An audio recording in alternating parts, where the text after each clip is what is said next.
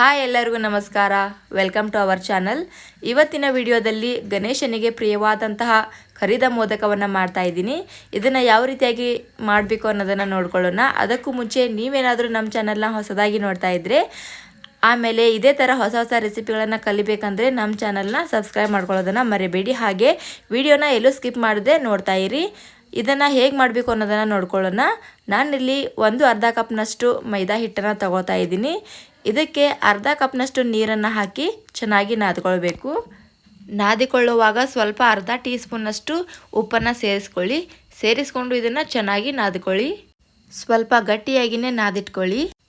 ನೋಡಿ, ನಾನೀಗ ರೆಡಿ ಮಾಡಿದ್ದೀನಿ. ಇದನ್ನು 15ರಿಂದ 20 ನಿಮಿಷ ನೆನೆಯೋದಕ್ಕೆ ಬಿಡಿ.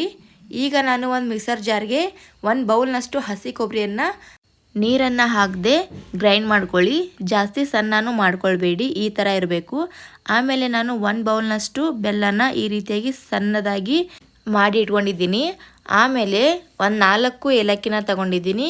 ಆಮೇಲೆ 10ರಿಂದ 15 ಲವಂಗನ ತಗೊಂಡಿದ್ದೀನಿ. ಇದನ್ನು ಚೆನ್ನಾಗಿ ಜಜ್ಜಿ ಪೌಡರ್ ಮಾಡಿ ಇಟ್ಕೊಳ್ಬೇಕು.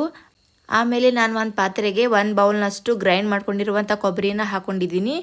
ಆಮೇಲೆ ಇದಕ್ಕೆ ಬೆಲ್ಲವನ್ನು ಸೇರಿಸ್ಕೋತಾ ಇದ್ದೀನಿ. ಆಮೇಲೆ ನಾನು ಇದಕ್ಕೆ ಏಲಕ್ಕಿ ಮತ್ತು ಲವಂಗನ ಪುಡಿ ಮಾಡಿ ಇಟ್ಕೊಂಡಿರುವಂಥ ಪೌಡರ್ನ ಆ್ಯಡ್ ಮಾಡ್ಕೋತಾ ಇದ್ದೀನಿ. ಆ್ಯಡ್ ಮಾಡ್ಕೊಂಡು ಇದನ್ನು ಚೆನ್ನಾಗಿ ಮಿಕ್ಸ್ ಮಾಡ್ಕೊಳ್ಳಿ. ನೋಡಿ, ಈ ರೀತಿಯಾಗಿ ಮಿಕ್ಸ್ ಮಾಡ್ಕೊಂಡಿರಬೇಕು.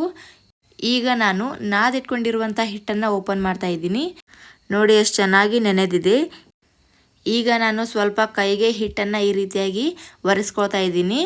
ಒರೆಸ್ಕೊಂಡು ಆ ಹಿಟ್ಟಿನಿಂದ ಉಂಡೆಗಳನ್ನು ಮಾಡ್ಕೊಳ್ಬೇಕು. ಅದಕ್ಕೋಸ್ಕರ ನಾನು ಕೈಗೆ ಹಿಟ್ಟನ್ನು ಒರೆಸ್ಕೊಂಡಿದ್ದೀನಿ. ಚಿಕ್ಕ ಚಿಕ್ಕದಾಗಿ ಉಂಡೆಗಳನ್ನು ಮಾಡ್ಕೊಳ್ಬೇಕು. ನೋಡಿ, ಈ ಸೈಜಲ್ಲಿ ಎಲ್ಲ ಉಂಡೆಗಳನ್ನು ಮಾಡ್ಕೊಳ್ಳಿ. ನಾನಿಲ್ಲಿ ಎಲ್ಲ ಉಂಡೆಗಳನ್ನು ರೆಡಿ ಮಾಡಿ ಇಟ್ಕೊಂಡಿದ್ದೀನಿ. ಈಗ ಒಂದೊಂದೇ ಉಂಡೆಗಳನ್ನು ಈ ರೀತಿಯಾಗಿ ಹಿಟ್ಟಲ್ಲಿ ಅದಿಟ್ಕೊಂಡು ಲಟ್ಟಿಸ್ಕೊಳ್ತಾ ಹೋಗಿ. ನೋಡಿ, ಈ ಸೈಜಲ್ಲಿ ಇದ್ದರೆ ಸಾಕು. ನೋಡಿ, ಈ ಥರ ಎಲ್ಲ ಎಲೆಗಳನ್ನು ರೆಡಿ ಮಾಡಿಕೊಂಡು ಎಲೆಗಳ ಮೇಲೆ ರೆಡಿ ಮಾಡ್ಕೊಂಡಿರುವಂಥ ಹೂರ್ಣನ್ನು ಅರ್ಧ ಟೇಬಲ್ ಸ್ಪೂನಷ್ಟು ಈ ರೀತಿಯಾಗಿ ಹಾಕೊಳ್ತಾ ಹೋಗಿ.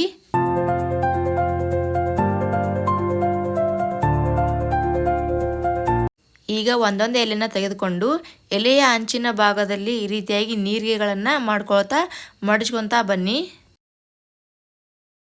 ನೋಡಿ, ಈ ರೀತಿಯಾಗಿ ಈ ಶೇಪಲ್ಲಿ ಇರಬೇಕು.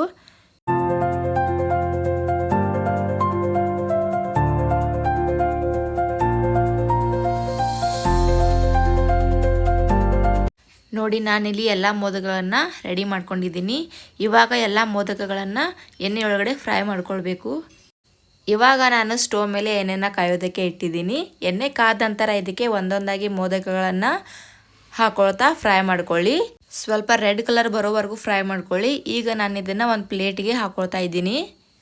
ನೋಡಿ, ಗರಿಯಾದ ಕರಿದ ಮೋದಕ ರೆಡಿಯಾಗಿದೆ. ಈ ಒಂದು ರೆಸಿಪಿ ನಿಮಗೆ ಇಷ್ಟ ಆದರೆ ನಿಮ್ಮ ಮನೇಲಿ ಒಂದ್ಸತ ಟ್ರೈ ಮಾಡಿ ನೋಡಿ. ಖಂಡಿತವಾಗಿ ನಿಮಗೆ ಇಷ್ಟ ಆಗುತ್ತೆ. ಆಮೇಲೆ ಈ ಒಂದು ವಿಡಿಯೋ ನಿಮಗೆ ಹೆಲ್ಪ್ಫುಲ್ ಅನಿಸಿದರೆ ಲೈಕ್ ಮಾಡಿ, ಶೇರ್ ಮಾಡಿ, ಕಮೆಂಟ್ ಮಾಡಿ ಆ್ಯಂಡ್ ಸಬ್ಸ್ಕ್ರೈಬ್ ಮಾಡ್ಕೊಳ್ಳಿ.